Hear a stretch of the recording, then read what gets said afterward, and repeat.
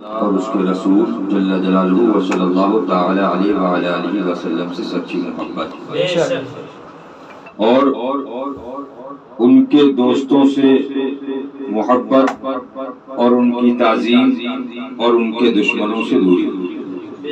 اس کے بغیر کچھ نہیں ہے، جیسے وہابی، دیوبندی، مودودی، تبلیغی، جماعتی، رافضی، مرتدین اور دوسرے فرقے جیسے دعوت اسلامی ہے، سفید پگڑی، ان سب سے دوری اختیار کیجیے۔ ایمان بچائیے۔ ایمان یہ حضور کی غلامی کا نام ہے، بے شک بے شک۔ اس کے بغیر کچھ نہیں ہے۔ آپ حشمتی رکھیے اپنے آگے یا کچھ بھی لیبل لگائیے۔ دل میں کندہ ہو تیرا نام کہ وہ دشت رچی، زبان سے کچھ نہیں ہوگا، دل۔ اللہ فرماتا ہے قرآن کی آیت کریمہ وما اللہ بغافل عما تعملون۔ تو دل جو ہے وہ آدمی کا صاف ہونا چاہیے۔ اللہ فرماتے ہیں دل ہے وہ دل جو تیری یاد سے معمور رہا، تو دل کو ایسا بنائیے جو حضور کی یاد سے معمور ہو۔ دل پہ کندہ ہو تیرا نام کہ وہ دشت رچی، یعنی کہ دل پہ حضور کا نام لکھا ہو، زبان نہیں، دل پہ۔ دل پہ کندہ ہو تیرا نام کہ وہ دشت رچی، الٹے ہی پاؤں تیرے دیکھ کے دوہرا تیرا۔ یہ منزل ہے، زبان سے آدمی کم بولے، عمل کی کوشش زیادہ کرے۔ زبان سے نجات نہیں ہے، زبان سے اگر نجات ہو تو بہت سارے بخش دیے جائیں گے، لیکن اللہ دلوں کا حال جانتا ہے۔ بے شک بے شک۔ تو آپ کو ضروری ہے کہ اللہ تعالی ہمارے دلوں کو صحیح فرمائے اور دل سے ہمیں اولیاء کاملین سے محبت عطا فرمائے۔ ابھی باجی صاحبہ کی بات چل رہی تھی، سبحان اللہ۔ وہ بات یہ ہے کہ یہ منزلیں اللہ تبارک و تعالی عطا فرماتا ہے۔ بے شک بے شک۔ قرآن پاک کی آیت کریمہ ہے ذالک فضل اللہ، یہ اللہ کا فضل ہے، جسے چاہتا عطا فرماتا ہے۔ یہ وہ ذات ہے کہ نہ ان کا خانقاہ نہ ان کی آستانہ وصال پاک ظاہری سے پہلے کوئی کسی کے ذہن و گمان میں نہیں تھا، لیکن فرمایا جب اللہ کا فضل ہوتا ہے تو وہ من جانب اللہ اسباب پیدا فرما دیتا ہے۔ وصال ظاہری ہوا، وصال ظاہری کے بعد اس سے پہلے انہوں نے کئی چلے فرمائے۔ ایک تو اجمیر معلیٰ کا 40 دن کا چلہ ہے جو حضور غی نواز کی بارگاہ میں فرمایا۔ ایک رحمت آباد شریف کا چلہ ہے، سبحان اللہ، جو رحمت آباد شریف میں فرمایا۔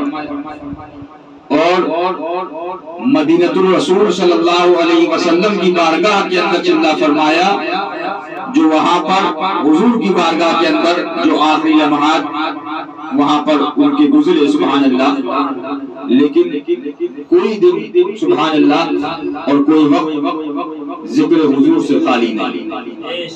تو یہ ذاتیں وہ ہوتی ہیں کہ پھر اللہ تعالیٰ فرماتا ہے کہ جب بندہ میری راہ کے اندر کوشش کرتا ہے اور آگے بڑھتا ہے اور امتحان اور آزمائش دے کر کے آگے نکل جاتا ہے تو پھر اللہ اس پر انعام فرماتا ہے، یہ اس کا وعدہ۔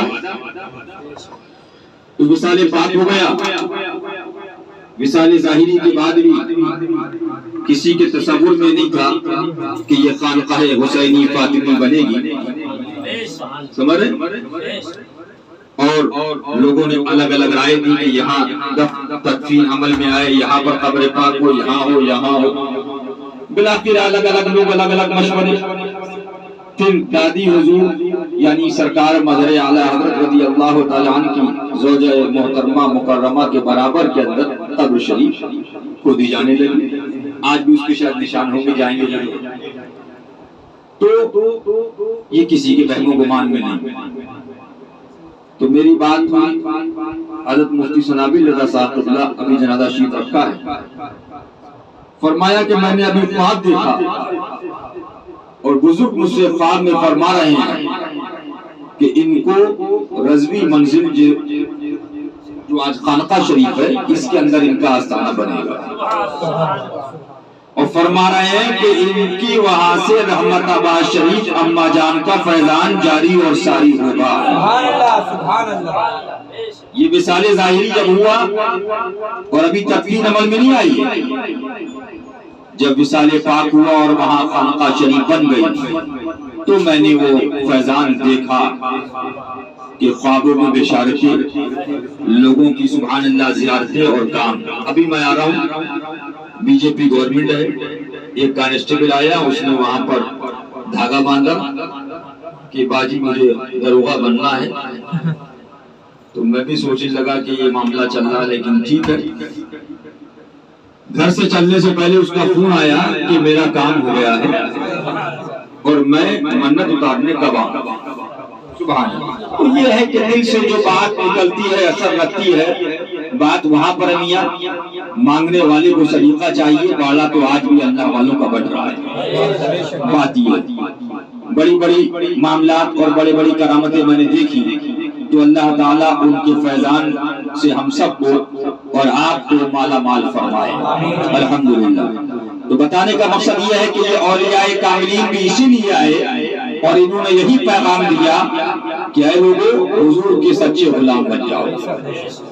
جو لوگ ہمارے پاس نہیں آتے، جو آتے رہتے ہیں وہ تو معلوم ہے، اور جو لوگ نہیں آتے تو ان لوگوں کو آپ لوگوں کو بتانا چاہیے کہ صرف حشمتی کہلانا کافی نہیں ہے، اپنے دل پر غلامی رسول کا نام لکھو. حضور کا غلام دل پہ جب لکھ جائے گا تو قبر میں جاؤ گے تو دل کا لکھا نہیں مٹے گا، حشر میں جاؤ گے تو نہیں مٹے گا. حشر میں جاؤ گے تو منادی ندا دے گا، حشر میں یوں قادری یوں کہا ہے قادری کر لے نظارہ غوث اعظم. لیکن کب ہوگا؟ دل پہ کندہ ہو تیرا نام، دل پر، زبان سے نہیں کہ میں نے یہ کیا وہ کیا فلاں کیا. زبان تو بہت بولتی ہے.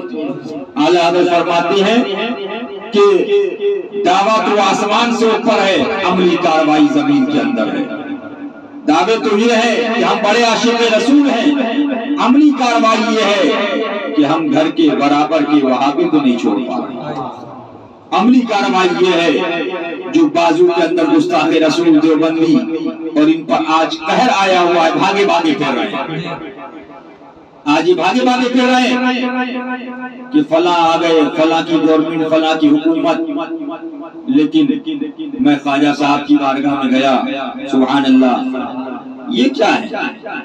لیکن وہاں کے جو فقیر، پیسے نہیں ظاہر ان کے پاس، ان کے پاس کوئی اثر رسوخ اور کوئی M L A M P کا کوئی سپورٹ نہیں، لیکن فرمایا مولانا ہمیں نہ ان کے آنے سے ڈر اور نہ ان کے جانے سے ڈر. بولے ہم تو خواجہ کی حکومت میں رہ رہے ہیں، اور خواجہ کی حکومت پہلے بھی تھی، ابھی بھی ہے اور قیامت تک رہے گی. بے شک بے شک. سبحان اللہ. لا خوف علیہم ولا هم یحزنون. فرمایا جب اللہ کا خوف دل میں آ جاتا ہے تو اللہ دوسرے خوف کو ختم کر دیتا ہے. بے شک بے شک. لیکن فرمایا جب دلوں سے خوف الہی نکل جاتا ہے تو اللہ ان پر دوسرے خوف کو مسلط فرما دیتا ہے. آج یہ جو معاملات ہو رہے ہیں ان کی واحد وجہ یہی ہے کہ ہم نے اپنے دلوں سے حضور کی غلامی کو نکال دیا. آج یہ جو کچھ ہو رہا ہے، نمازیں، روزے، زکوٰۃ، حج تو سب پڑھ رہے ہیں کہ نہیں پڑھ رہے؟ مجھے بتائیے. لوگ بتا رہے کہ نماز پڑھیے، روزہ رکھیے، زکوٰۃ دیجیے، آپ کامیاب ہو گئے. لیکن نماز پڑھ کے دعا کر رہے ہیں، دعا قبول ہو رہی ہے؟ کیوں؟ سجدے رہ گئے، عشق بلالی نہ رہا. نماز تو رہ گئی لیکن عشق مصطفی نہ رہا. عشق بلالی تو یہ تھا، عشق صحابہ. جب مشرکین مکہ المکرمہ نے کہا طواف کرو کعبہ شریف کا، لیکن ہم آپ کے حضور کو طواف نہیں کرنے دیں گے، تو صحابہ کا عشق تو یہ تھا. صحابہ نے کہا کہ ہم بھی طواف نہیں کرتے. تو کہا کیوں؟ کہ ہمیں کیا معلوم کہ کعبہ شریف کیا ہے، ہمیں کیا معلوم طواف کیا ہے، ہمیں کیا معلوم کہ یہ مقام منی اور عرفات کی وادی کیا ہے. ہمیں تو جو ملا حضور سے ملا. ارے تو کعبہ ہے، ہمیں اللہ کا پتہ بھی حضور سے ملا ہے. اسی لیے اللہ فرماتے ہیں خدا خدا کا یہی ہے، نہیں اور کوئی، جو وہاں سے ہو یہی آ کے ہو، جو یہاں نہیں تو. اس لیے حضور والے ہو جائیں گے، حضور والے ہو جائیں گے انشاءاللہ. دنیا بھی کامیاب ہے اور آخرت بھی کامیاب ہے. فرمایا آخرت میں تو وہ ملے گا جو انسان کے تصور میں ملے گا، جو انسان کے تصور میں نہیں ہے. لیکن وہ غافل انسان ہے اس 50-60 سالہ زندگی اور اس چند دن کی دنیا کے چکر کے اندر در حضور کو چھوڑ دے. ثم معاذ اللہ. تو فرمایا اگر تمہارے دلوں میں سے اللہ کا خوف نکلتا ہے تو اللہ تعالیٰ تم پر دوسرے خوف کو مسلط کر دیتا ہے. آج نمازیں بھی پڑھ رہے ہیں، مسجدیں بھی بھری، آج تراویح بھی ہو رہی ہے، قرآن کی تلاوت بھی ہو رہی ہے، لیکن دعا قبول نہیں ہو رہی. لوگ کہہ رہے ہیں کہ تعلیم سے کامیابی ملے گی، عزت ملے گی.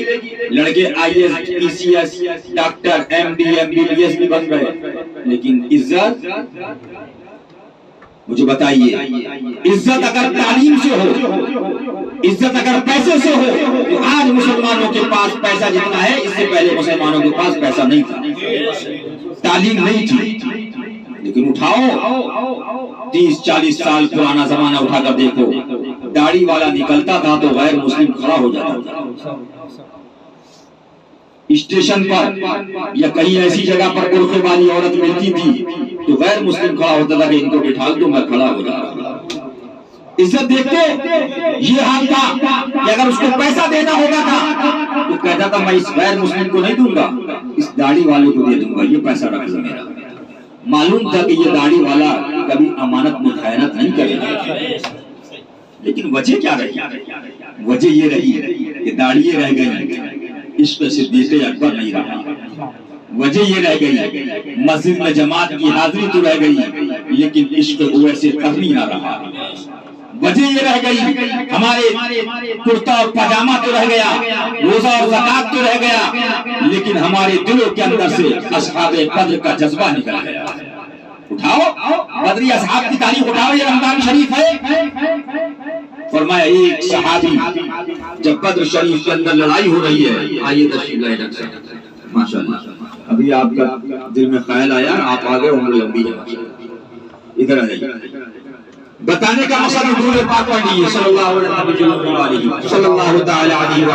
وسلم. بتانے کا مقصد جو ہے میرا یہ ہے کہ بدر شریف یہ رمضان شریف ہے. 17 تاریخ کو بدر کا معرکہ ہوا. کیا تاریخ کو؟ 17 رمضان شریف. 17 رمضان شریف کو بدر شریف کا معرکہ ہوتا.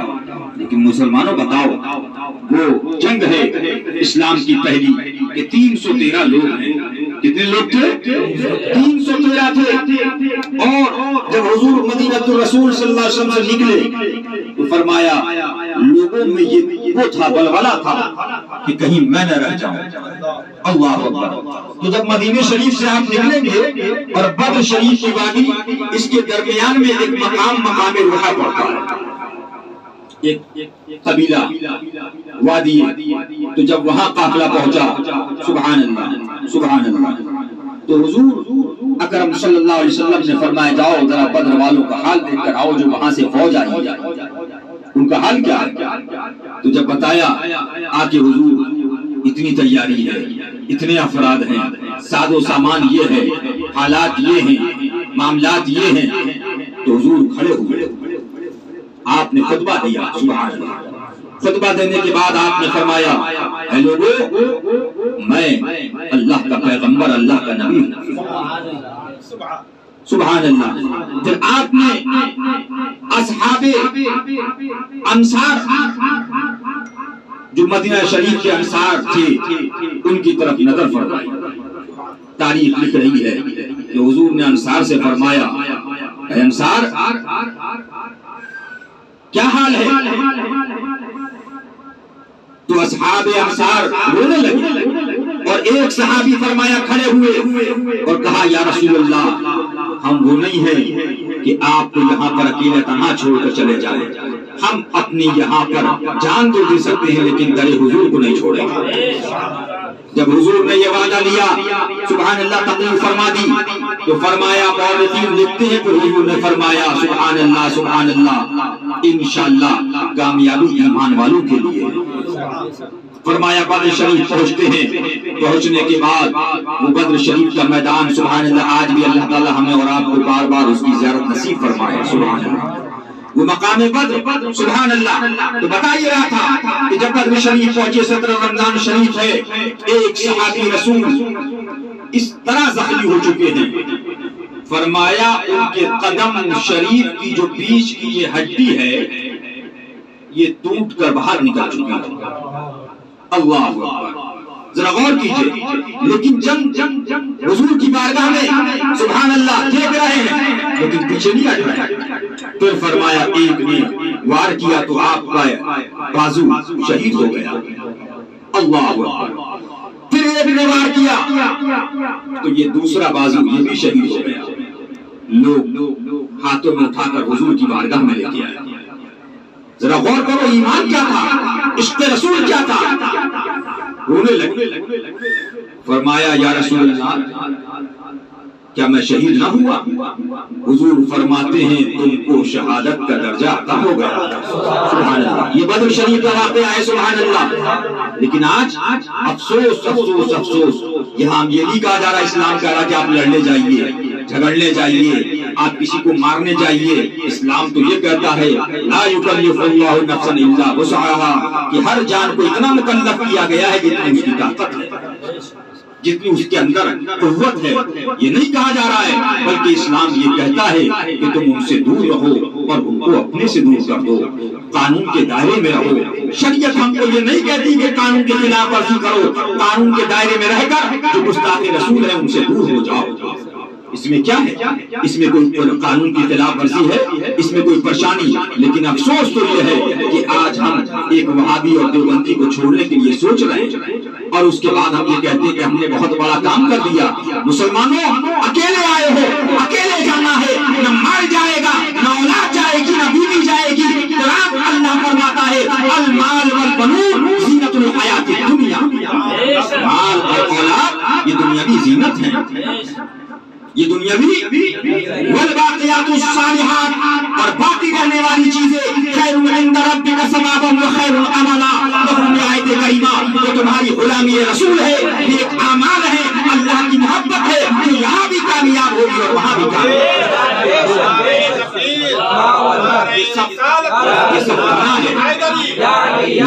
ये सब फानी है। हमसे पहले भी लोग थे, हम आ गए, हमारे बाद भी लोग हैं।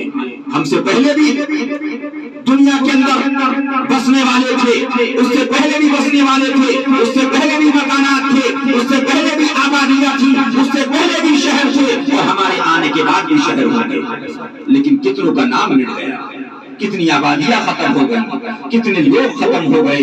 एक आ रहा है, उसके बाद वो चला जाता है, उसके बाद दूसरा आता है। दुनिया चलती रहेगी, निजाम चलता रहेगा, लेकिन जिसके दिलों के अंदर अल्लाह और उसके रसूल की मोहब्बत का निशान आलम होगा, जिसके दिलों के अंदर अल्लाह उसके रसूल की मोहब्बत होगी, तो फरमाया आलम ये होगा नामे शाहाने जहां मिट जाएंगे लेकिन यहाँ नामे पाके मुस्तफा पंजतन रह जाएगा। सब फना हो जाएंगे काफी वो लेकिन हश्र तक नामे पाके मुस्तफा पंजतन रह जाएगा। और जो पढ़ेगा साहिबे लाला के ऊपर आग से महफूज उसका तन बदन रह जाएगा। वो गुलाम जब हो जाता है ना, उसको यहाँ फना है इंशाअल्लाह। गुलाम दुनिया के अंदर मौत तो आती है, इसलिए कि अल्लाह का फरमान है कुल्लु नफ्सिन ज़ाइक़तुल मौत, हर नफ्स को मौत का मजा चखना है। लेकिन फरमाया गुलाम रसूल जिस दिन मरता है दुनिया की पहली उसकी जिंदगी का पहला दिन हुआ करता है। इसीलिए आला हज़रत फरमाते हैं खाक होकर इश्क में आराम से सोना मिला, खाक होकर इश्क में आराम से सोना मिला। जान की इक्सीर है रसूलुल्लाह की, जान की تقصیر ہے الفت رسول اللہ کی.